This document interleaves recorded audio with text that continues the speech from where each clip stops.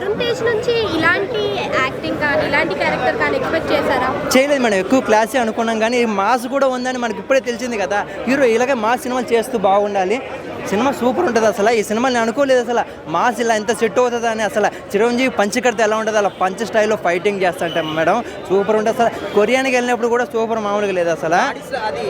Language అనేది వరుణ్ గారికి set అయింది సార్, సూపర్ ఉంది, మామూలు లేదు అసలు. అలా ఎవరు చేయలేదు అనిపించింది. ఇంక ఇది యాంగిల్ ఉంది. కొరియానికి వెళ్ళిన తర్వాత కొరియన్ దెయ్యంలో కూడా ఎంత బాగా చేశాడంటే అసలు మామూలు లేదు అసలు. ఒక హైలైట్ అసలు ఆ యాక్టింగ్ ఫైటింగ్ అసలు సెకండ్ హాఫ్ కూడా నేను ఊహించలేదు అసలు. అవును మేడం, కామెడీ ఆయన చెప్పనవసరం లేదు, రికార్డ్ బ్రేక్ అసలు. ఆయనకి సినిమాలో ఉండడం కామెడీ హైలైట్గా అసలు. మామూలు దెయ్యంతో కూడా చేసే కామెడీ మామూలు ఉండదు భయ అసలు మేడం. అసలు ఆయన యాన్సర్ అసలు. అన్న కొరియన్ కనకరాజు ఎట్లుందన్న? Korean Kanakaraju it's average movie. కొంచెం నేను ఎక్కువ ఎక్స్పెక్ట్ చేసుకోవడం వల్ల ఎందుకో నాకు అంత అనిపించలేదు, కొంచెం డిసప్పాయింట్ చేసింది. అంటే వరుణ్ గారికి ఆ బాడీ లాంగ్వేజ్ కానీ ఆ స్లాంగ్ కానీ అది కూడా సెట్ కాలేదు అంటున్నారు. అలా ఏం కాదు, ఇంకా బాగా తీసుంటే బాగుండేది అనిపించింది. సో అంటే ఎక్కడ పాయింట్ మైనస్ అయింది? ఫస్ట్ హాఫ్ ఇంకా బాగా చేసి ఉండాల్సింది, సెకండ్ హాఫ్ అయితే ఒక ఓజీ రేంజ్లో చూపించారు కానీ. సో ఓవరాల్గా ఒక యావరేజ్ మూవీ. అంటే హీరో కన్నా కూడా సత్య గారు డామినేట్ చేశారు సినిమా మొత్తం అంటే. అలా ఏం లేదు, సత్య కమెడియన్ కదా, మన కమెడియన్లా చూడాలి, ఫ్రెండ్ క్యారెక్టర్. సో ఇద్దరికి కూడా ఒక మంచి హిట్ పడింది అని చెప్పకూడదు కానీ యావరేజ్ మూవీ. మ్యూజిక్ తమ్మనైతే చింపేశాడు, సత్య కామెడీ బాగుంది. సత్య కామెడీ కోసమైనా మూవీ చూడొచ్చు.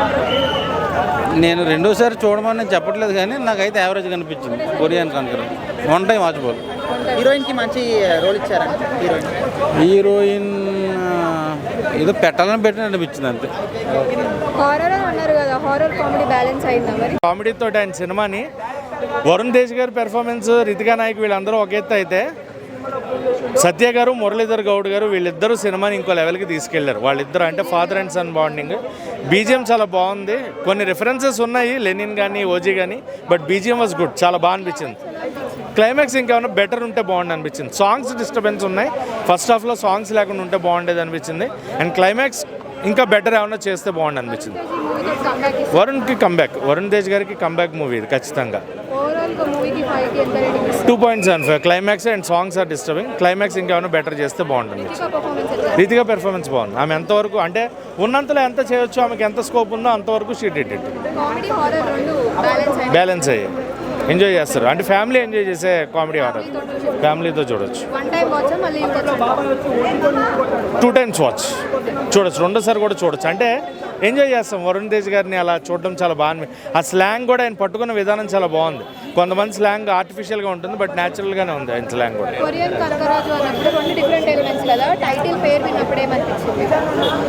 ఏమనిపించలే, అంటే అర్థమైంది కొరియన్ స్లాంగ్ని యూజ్ చేస్తారు. ఈయన లోకల్ నుంచి అక్కడ కొరియాకి వెళ్తాడు, కాన్సెప్ట్ అర్థమైంది కానీ how we they will take off ఎలా ఉంటుంది అనే కాన్సెప్టే అర్థం కదా. చాలా బాగుంది, బాగా డీల్ చేశారు డైరెక్టర్ గారు. బ్రో కొరియన్ కనకరాజు ఎట్లుంది మూవీ? చాలా బాగుందన్న. First half second half, first హాఫ్కి మించి ఉంటుంది సెకండ్ హాఫ్.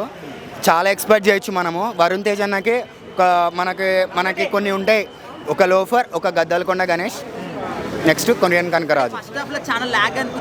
అట్లేం లేదు, స్టోరీ పరంగానే ఉంటుంది కదా. కొంచెం ఆడాడు అనిపించిన సత్య గారు ఉన్నారు కదా, కామెడీ చాలా బాగా చేశారు. ఐ మీన్ ముగ్గురి మధ్య, వరుణ్ గారి మధ్య, రితికా గారి మధ్య, సత్య గారి మధ్య కామెడీ అన్ఎక్స్పెక్ట్ చేస్తాం. మనం ఇంతకుముందు మూవీస్ చూసాం, మెర్లపాక గాంధీ గారు ఎక్స్ప్రెస్ రాజా చేశారు, వెంకటాద్రి ఎక్స్ప్రెస్ చేశారు. సేమ్ అండి, ఇది కూడా అలాగే ఉంటుంది. ఫుల్ ఫన్ ఉంటుంది. మీరు అట్లా అడగడం తప్పండి, ఎందుకంటే మొత్తం ముగ్గురు చాలా ఇంపార్టెంట్గా ఉన్నారు. రితికా గారు, సత్య గారు మొత్తం ఒక 50% మూవీని లాగేస్తారు సింపుల్గా చెప్పాలంటే. సత్యాన్ని వచ్చిందంటే he's next Brahmanandam I think. Yeah, అట్లేం లేదన్నా, ఎందుకంటే మనము కొరియన్లో చూపించింది, ఎందుకంటే కొరియన్స్ వాళ్ళు ఎలా ఉంటారో అలానే చూపించిండ్రు. అంటే ఐ మీన్ డైరెక్టర్ గారు కూడా కాస్ట్యూమ్ డిజైన్ కావచ్చు, ఏదైనా కావచ్చు, ప్రతి ఒక్కటి 24 క్రాఫ్ట్స్ బాగా నచ్చింది. కాకపోతే 90% సినిమా నచ్చింది. ఎందుకో నాకైతే క్లైమాక్స్ కొంచెం సాటిస్ఫై అనిపించలేదు. అంటే ఒక రెండు మనం చూస్తుంది ఒక మొత్తం ఇది చూస్తుంటాము లాస్ట్ క్లైమాక్స్కి ప్రేతాత్మ మధ్య అట్లా ఇట్లా, కానీ లాస్ట్లో మన దేవుని చూపిస్తాను నరసింహస్వామిని. అది కొరియన్లో ఉన్న ఈ భూప్రపంచం పైన ఎక్కడున్నా మన దేవుడికి ఇంపార్టెన్స్ మనకు ఉంటుంది కన్ఫామ్గా. సో అది చూపించారు కన్ఫామ్గా. ఐ మీన్ అంటే ఇప్పుడు F2 F3 చేశారు, కాకపోతే కొలాబై చేశారు. After long time he came does alone, ఒక్కరు చేశారు లీడ్గా. ఇప్పుడు నెక్స్ట్ లెవెల్ అన్న వరుణ్ అన్న ఎట్లా డెలివర్ చేస్తారో మనకు తెలుసు. మనం లోఫర్ చూసినాం, గద్దలకొండ గణేష్ చూసినాము, అన్నీ చూసినాం. అన్నకి అన్ని క్రాఫ్ట్స్ తెలుసు. సో ఇది కూడా అయితే నెక్స్ట్ లెవెల్ ఉందన్న మూవీ. స్క్రీన్ ప్లే కొంచెం ఇంకా బాగా రాసుకుంటే ద బిగ్గెస్ట్ బ్లాక్ బస్టర్ అవుతుంది. ఇంకా సత్య గారు సినిమాకి హైలైట్ అనమాట. నిజంగా చెప్తున్నాను, వరుణ్ తేజ్ కన్నా సత్య గారు కామెడీ అండ్ యాక్టింగ్ సీన్స్ చాలా అంటే చాలా బాగుంటాయి.